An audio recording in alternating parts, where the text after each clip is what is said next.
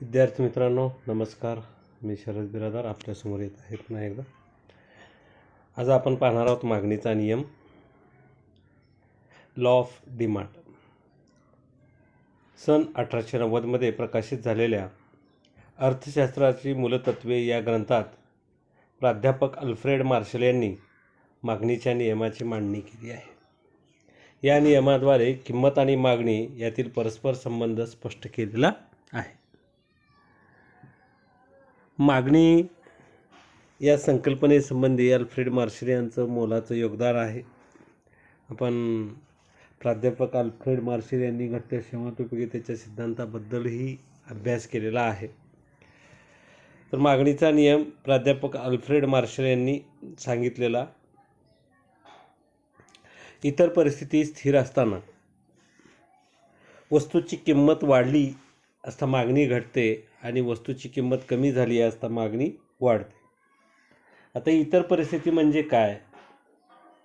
तर मागणीचा नियम जर आपणाला अनुभवायचा असेल तर त्यासाठी आपणाला काही गृहीतके गृहीत धरावी लागणार आहे. मग आता ही जी काही गृहीतके आपण गृहीत धरणार आहोत त्या परिस्थितीलाच इतर परिस्थिती असे संबोधले जाते.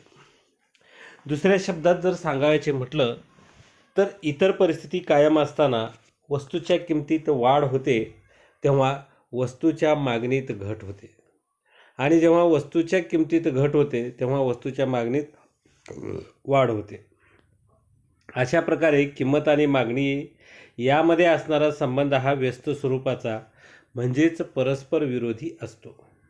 किंमत व मागणी यांचे फलन म्हणजेच काय? किंमत आणि मागणी म्हणजे मागणी जे आहे हे किमतीचं फळ आहे हे आपल्याला सांगता येतं. तर या ठिकाणी पहा, dx = फंक्शन ऑफ px म्हणजेच काय? x वस्तूची मागणी बरोबर हे फळ आहे x वस्तूच्या किमतीचं. येथे d वस्तूची मागणी, डी म्हणजेच काय आहे? वस्तूची मागणी, डिमांड ऑफ कमोडिटी, आणि एक्स म्हणजेच वस्तू, कमोडिटी. हे आपण या ठिकाणी लक्षात घेणं गरजेचं आहे. एफ बरोबर फलन किंवा फंक्शन ऑफ, आणि पी एक्स बरोबर एक्स वस्तूची किंमत किंवा प्राईस ऑफ कमोडिटी एक्स. आता आपण मागणीचा नियम म्हणजे काय हे पाहिलेलं आहे. मागणीच्या नियमामध्ये काय सांगितलेलं आहे की आपल्याला एक लक्षात ठेवायचं, इतर परिस्थिती किंवा अन्य परिस्थिती ही कायम असली पाहिजे, आणि वस्तूची किंमत कमी झाली की मागणी वाढते आणि किंमत वाढली की मागणी कमी होते. मग आता ही जी कोणती गृहीत परिस्थिती आपण धरलेली आहे त्याचा अभ्यास आपल्याला या गृहीतकांमध्ये करायचा आहे. तर मागणीचा नियम हा पुढील गृहीतांवर आधारित आहे. पहिला आहे स्थिर उत्पन्न पातळी. मागणीचा नियम जर अनुभवायचा असेल तर उपभोक्त्याचे उत्पन्न स्थिर असावे. जर उत्पन्न पातळीत वाढ झाली तर उपभोक्त्याकडून किमतीत वाढ होऊनही मागणीत वाढ केली जाईल. म्हणजेच काय? तर उपभोक्त्याचं उत्पन्न हे स्थिर असेल तरच आपल्याला मागणीचा नियम पडताळून पाहता येतो किंवा तपासून पाहता येतो. मग आता काय होतं की समजा एक एक्स नावाचा व्यक्ती आहे आणि त्या व्यक्तीचं उत्पन्न दर महिन्याचं 10,000 रुपये आहे. मग 10,000 रुपये उत्पन्न असताना एखाद्या वस्तूची किंमत कमी झाली की तो जास्त नग आणतो, आणि एखाद्या वस्तूची किंमत वाढली की तो कमी नग आणतो. मग समजा त्या व्यक्तीचं उत्पन्न 10,000 हे मासिक असताना त्या ठिकाणी त्याचं उत्पन्न वाढलं आणि 25,000 रुपये झालं, तर त्यावेळेस त्या उपभोक्त्याकडून किंमत वाढलेली असताना सुद्धा मागणी वाढेल, कारण त्या उपभोक्त्याचं उत्पन्न वाढलेलं आहे. म्हणून मागणीचा नियम जर आपल्याला तपासून पाहायचा असेल, त्याचे पडताळणी करायची असेल तर आपल्याला या ठिकाणी ही परिस्थिती म्हणजेच काय की उत्पन्नाची पातळी ही स्थिर असली पाहिजे हे गृहीत धरलेलं आहे. दुसरं आहे लोकसंख्येच्या आकारमानात बदल नाही. देशातील लोकसंख्येचा आकारमान आणि रचना वस्तूंची एकूण मागणी प्रभावित करते. त्यामुळे असे गृहीत धरले जाते की लोकसंख्येचे आकारमान स्थिर आहे. तर विद्यार्थी मित्रांनो, साधं सोपं आपण उदाहरण पाहूया. एक कुटुंब आहे, त्या कुटुंबामध्ये 6 सदस्य आहेत.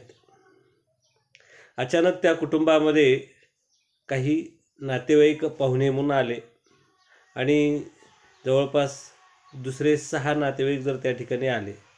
मग आता वस्तूची किंमत वाढलेली असतानासुद्धा त्यांना तिथं मागणी जास्त करावी लागेल, कारण लोकसंख्या वाढलेली आहे. आणि जर समजा याच कुटुंबातील 4 जण दुसरीकडं पाहुणे म्हणून जर गेलेले असतील तर कुटुंबामध्ये राहिले किती? 2, म्हणजे संख्या कमी झाली. मग आता इथं किंमत कमी होऊन सुद्धा त्यांना मागणी जास्त करायची गरज भासणार नाही. याचं कारण काय आहे? तर लोकसंख्या जी आहे ती लोकसंख्या वस्तूच्या मागणीवर प्रभाव टाकत असते. म्हणून या ठिकाणी दुसरं गृहीत काय धरलेलं आहे की लोकसंख्येच्या आकारमानात बदल नाही, ही दुसरी गृहीत परिस्थिती धरलेली आहे. तिसरी गृहीत परिस्थिती काय आहे? पर्यायी वस्तूंच्या किमती स्थिर असल्या पाहिजेत. आता एका वस्तूला दुसरा पर्याय असतो. मग आता ही जी काही पर्यायी वस्तू आहेत त्या पर्यायी वस्तूच्या किमतीत बदल होत नाही असे गृहीत धरलेले आहे. कारण पर्यायी वस्तूच्या किमतीत बदल झाला तर त्याचा परिणाम मागणीवर होत असतो, वस्तूच्या मागणीवर होतो.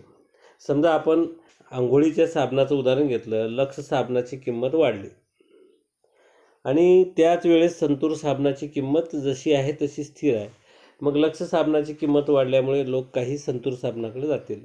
परंतु लक्सची किंमत वाढली आणि संतूरची किंमत वाढली तर लक्सवाले संतूरकडे जातील का? जाणार नाहीत. म्हणून या ठिकाणी पर्यायी वस्तूची जी किंमत आहे त्या किमतीमध्ये बदल होत नाही, हे एक गृहीत धरलेलं आहे. चौथा आहे पूरक वस्तूच्या स्थिर किमती. पूरक वस्तूच्या किमतीत बदल होत नाही असे गृहीत धरले आहे.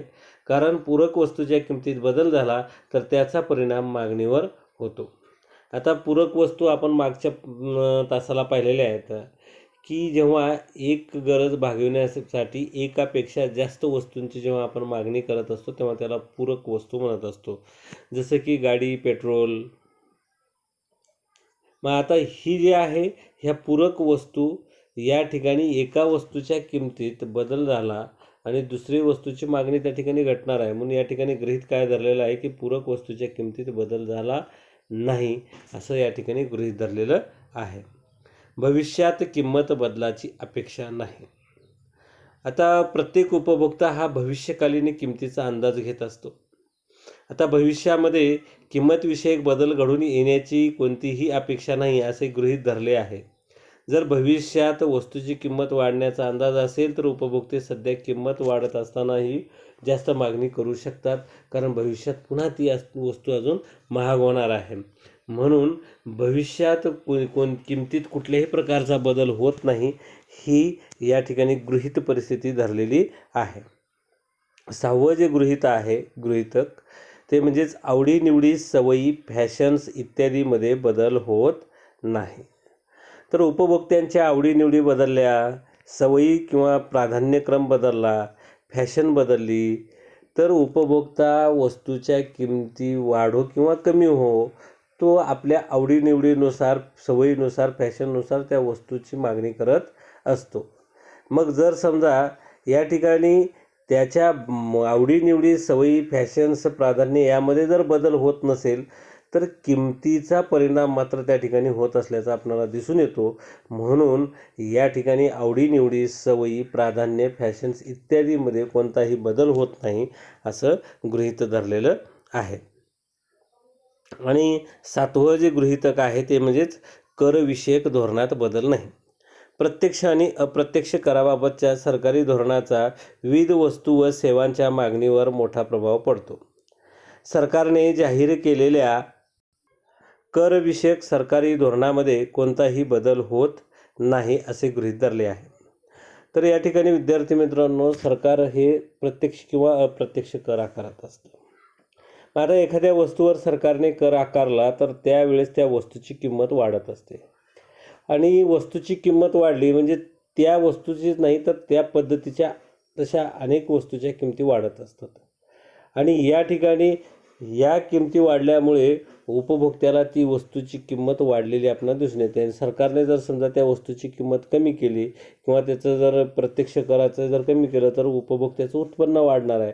म्हणून याही गोष्टीचा वस्तूच्या किमतीवर परिणाम होत असतो. म्हणून काय सांगितलेलं आहे की सरकारी जे धोरण आहे प्रत्यक्ष आणि अप्रत्यक्ष कराबाबतचं ते स्थिर आहे, ते बदलत नाही असं गृहीत धरलेलं आहे. आता आपण मागणीचा जो नियम आहे तो आपण खालील पत्रकाच्या साहाय्याने पाहणार आहोत. तो एक तक्ता पाहतो आहोत मागणीच्या नियमाचा. तर या तक्त्यामध्ये क्ष वस्तूची किंमत आणि क्ष वस्तूची मागणी आपण पाहतो आहोत. या ठिकाणी क्ष वस्तूची किंमत रुपयामध्ये 50 आणि मागणी जी आहे 1 किलोची आहे. ज्यावेळेस 40 रुपये किलो हा दर आहे त्यावेळेस 2 किलोची मागणी आहे. 30 रुपये हा दर असताना 3 किलोची मागणी आहे. 20 रुपये किलो हा दर असताना किंवा किंमत असताना 4 किलोची मागणी आहे. तर 10 रुपये हा प्रति किलोचा दर असताना 5 किलो इतकी मागणी आहे. मग आता या ठिकाणी काय दिसून येतं आपल्याला, किंमत जास्त मागणी कमी, म्हणजे 50 रुपये इतकी किंमत असताना मागणी 1 किलोची आहे, तर 10 रुपये इतकी किंमत असताना 5 किलोची मागणी आहे. म्हणजेच किंमत कमी मागणी जास्त, किंमत जास्त मागणी कमी, हे आपल्याला या कोष्टकावरून दिसून येतं. आता वरील तक्त्यामध्ये दर्शवल्याप्रमाणे क्ष वस्तूची किंमत ही प्रति किलोस 50 रुपये असते तेव्हा मागणी 1 किलोची आहे. परंतु जेव्हा किंमत 50 रुपयावरून 40 रुपये येते तेव्हा मागणी ही 1 किलोवरून 2 किलोपर्यंत वाढते. ज्यावेळेस वस्तूची किंमत 30 रुपये असते तेव्हा मागणी 3 किलो होते. त्याचप्रमाणे 20 रुपये प्रति किलो असताना 4 किलोची मागणी केली जाते. आणि जेव्हा किंमत घटून 10 रुपये प्रति किलो होते तेव्हा मागणी 5 किलोची होते. यावरून आपल्याला असे दिसून येते की वस्तूची किंमत वाढली की मागणी कमी होते आणि वस्तूची किंमत कमी झाली की मागणी वाढते. आता आपण वरील कोष्टकाच्या आधारे एक आकृती पाहणार आहोत, जी आकृती आपल्याला मागणी वक्र दर्शविणारी आहे. या ठिकाणी क्ष अक्षावर वस्तूची मागणी गृहीत धरलेली आहे ती किलोमध्ये आणि य अक्षावर वस्तूची किंमत दर्शविलेली आहे. मग आता कोष्टकातील आकडेवारीच्या आधारे आपण बिंदू घेतलेले आहेत. ज्यावेळेस 50 रुपये इतका दर असताना आपण 1 किलोची मागणी केलेली आहे, तो बिंदू आपण घेतला. 40 रुपये इतका प्रति किलोचा दर असताना आपण 2 किलोची मागणी केलेली आहे. 30 रुपये इतका दर असताना आपण 3 किलोची मागणी केलेली आहे. 20 रुपये इतका प्रति किलोचा दर असताना आपण 4 किलोची मागणी केलेली आहे. आणि 10 रुपये प्रति किलोचा दर असताना आपण 50 किलोची मागणी केलेली आहे. मग आता हे जे बिंदू आहेत ते बिंदू आपण या या रेषेने जोडलेले आहेत.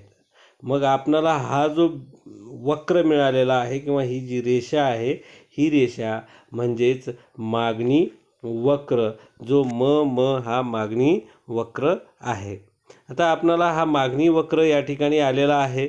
हा जो मागणी वक्र आहे हा मागणी वक्र डावीकडून उजवीकडे वरून खालच्या दिशेने जाणारा आहे हे आपणाला दिसून येते. तर वरील आकृतीमध्ये आपणाला क्ष अक्षावर वस्तूची मागणी तर या अक्षावर वस्तूची किंमत दर्शविली आहे. तर या ठिकाणी कोष्टकातील आकडेवारीच्या आधारे आपण बिंदू घेतलेले आहेत आणि त्यापासून आपल्याला हा मागणी वक्र मिळालेला आहे, जो डावीकडून उजवीकडे वरून खाली येणारा आपल्याला दिसून येतो. म्हणजेच मागणीचा वक्र हा ऋणात्मक आहे, कारण या ठिकाणी किंमत आणि मागणी यांच्यामध्ये असणारा संबंध हा व्यस्त स्वरूपाचा असतो. तर विद्यार्थी मित्रांनो, आपणाला या पद्धतीनं इथं जे कोष्टक दिलेलं आहे या कोष्टकाच्या आधारे आपल्याला एक मागणी वक्र काढायचा आहे आणि निश्चितपणाने आपण तो घरी काढाल. सफरचंदाची किंमत आणि सफरचंदाची मागणी या पद्धतीचं एक कोष्टक या ठिकाणी दिलेलं आहे आणि या कोष्टकातील आकडेवारीच्या आधारे आपण मागणी वक्र घरी काढायचं आहे. तेवढंच आपल्याला जास्त सराव होऊन जाईल. आणि हाच नाही तर या व्यतिरिक्तही आपण स्वतः वेगवेगळ्या वस्तूंच्या किमती आणि त्याची मागणी याबाबतचा मागणी वक्र तयार करू शकतो. आता आपण पाहणार आहोत मागणीच्या नियमाचे अपवाद. तर विद्यार्थी मित्रांनो, या विश्वामध्ये जेवढ्या काही वस्तू आहेत किंवा जेवढे काही नियम आहेत त्या प्रत्येकाला काही ना काही अपवाद आहेत.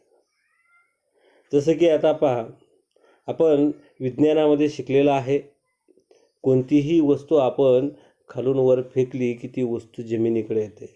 त्याचं कारण काय आहे? त्याचं कारण आहे त्याच्यामध्ये असणारं गुरुत्वीय बल. पण आपण पाहतो विमान हवेत उडत जातं,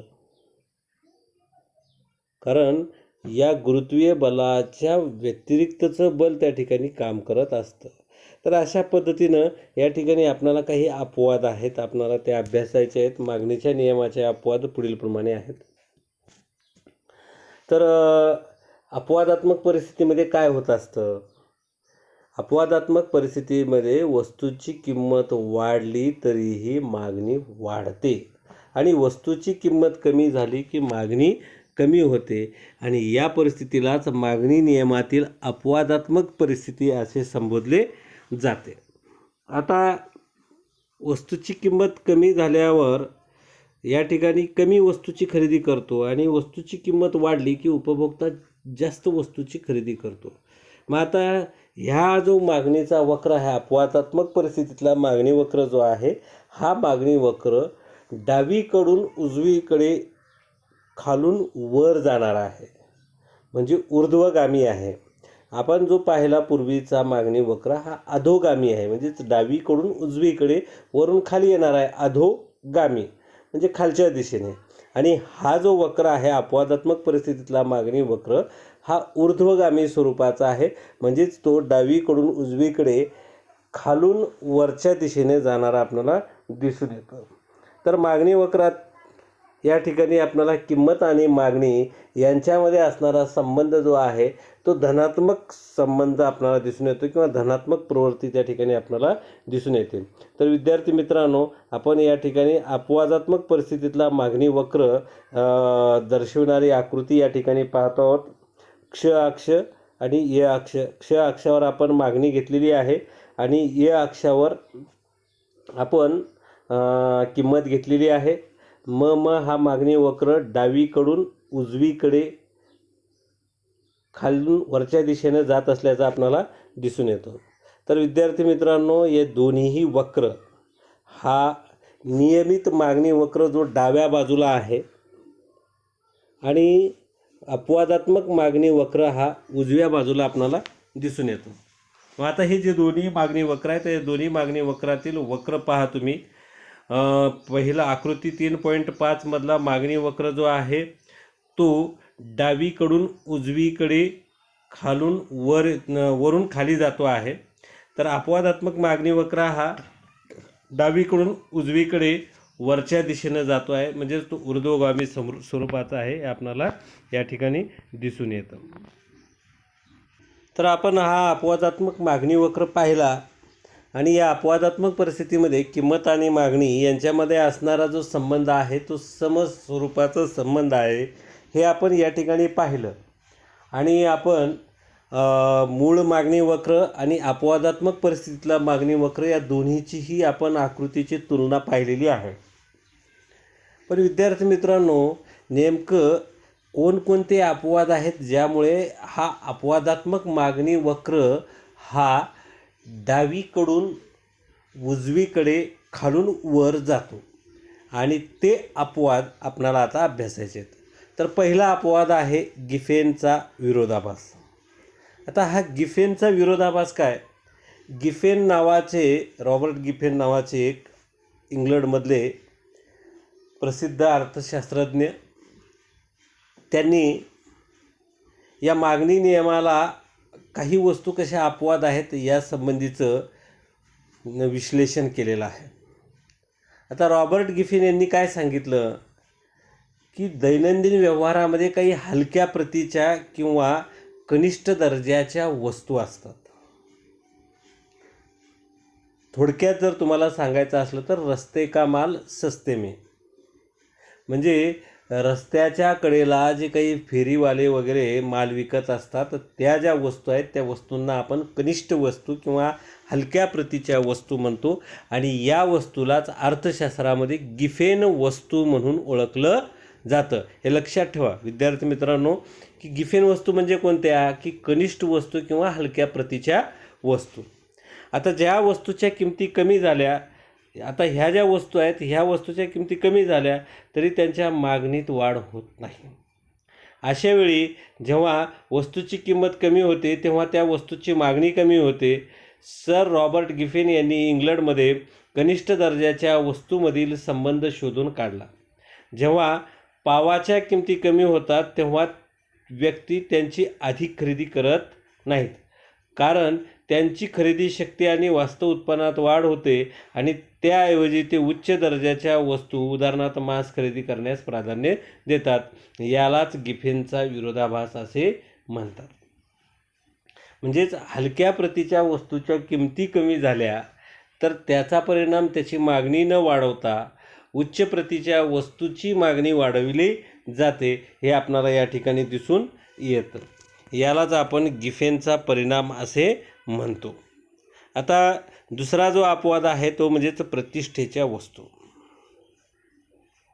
तर विद्यार्थी मित्रांनो, माणूस म्हटला की त्या प्रत्येक माणसाला आपली एक स्वतःची वेगळी इमेज निर्माण करावी असे वाटते आणि प्रत्येकामध्ये आपली स्वतःची एक स्वतंत्र प्रतिष्ठा अस्तित्व असलं, प्रौढी मिरवण्याचा मानवी स्वभाव असतो. मग आता ही प्रतिष्ठा कधी मिळते? तर जेव्हा आपल्याकडे काही मौल्यवान वस्तू असतील तरच आपल्याला समाजामध्ये मान सन्मान मिळत असतो. मग आता या मौल्यवान वस्तूमध्ये काय, जसे की हिरे, सोने, प्रतिष्ठादर्शक वस्तू. म्हणून श्रीमंत व्यक्ती अशा वस्तूच्या किमतीत वाढ झाली तरीही अधिक वस्तू खरेदी करतात, कारण त्यांना प्रतिष्ठा मिळवायची आहे. काय मिळवायची आहे? प्रतिष्ठा. म्हणून अशा ज्या प्रतिष्ठेच्या वस्तू आहेत या प्रतिष्ठेच्या वस्तूंच्या किमती कितीही वाढल्या तरी त्याची मागणी थांबत नाही, हे आपण लक्षात घेणं गरजेचं आहे. त्याच्यानंतर भविष्यकालीन किमतीचा अंदाज. जेव्हा लोकांना भविष्यकाळात वस्तूच्या किमती वाढतील असा अंदाज असेल तेव्हा मागणीचा नियम खरा ठरणार नाही, कारण अशा परिस्थितीमध्ये सद्य परिस्थितीत वस्तूच्या वाढलेल्या किमतीला सुद्धा उपभोक्ते वस्तूची मागणी वाढवणार आहेत. त्याचं कारण काय आहे की अजून 1 महिन्यानं जरी घ्यायचं म्हटलं तरी यापेक्षाही महाग घ्यावा लागणार आहे असं त्या उपभोक्त्याला लक्षात येतं. म्हणजे भविष्यकाळात वस्तूच्या किमती वाढणार असतील तर आताच वाढलेल्या किमतीला उपभोक्ता वस्तू खरेदी करायला तयार होतो. पण जर भविष्यकाळात किमती आणखी कमी होणार आहेत असं जर उपभोक्त्याला आकलन झालं तर सद्य परिस्थितीत घटलेल्या किमतीला सुद्धा उपभोक्ता मागणी कमी करतो, कारण त्याला माहीत आहे भविष्यात यापेक्षाही अजून स्वस्त ती वस्तू आपल्याला मिळणार आहे. म्हणून या ठिकाणी वस्तूच्या किमती भविष्यकाळात कशा बदलणार आहेत, त्या वाढणार आहेत किंवा घटणार आहेत यावरून उपभोक्ता आपलं वर्तन ठरवत असतो. म्हणून भविष्यकालीन किमतीचा अंदाज हा सुद्धा या ठिकाणी अपवाद मानला जातो. त्याच्यानंतर आहे किमतीचा आभास. आता हा किमतीचा आभास काय आहे? तर विद्यार्थी मित्रांनो, सर्वसाधारणपणे प्रत्येक व्यक्तीला एक असं वाटतं की जी वस्तू महाग असते ती वस्तू दर्जेदार असते. लक्षात ठेवा, जी वस्तू महाग असते ती दर्जेदार असते. ही एक मानसिकता बनलेली आहे आणि या मानसिकतेच्या दृष्टिकोनातून व्यक्ती महागड्या वस्तू खरेदी करत असतो.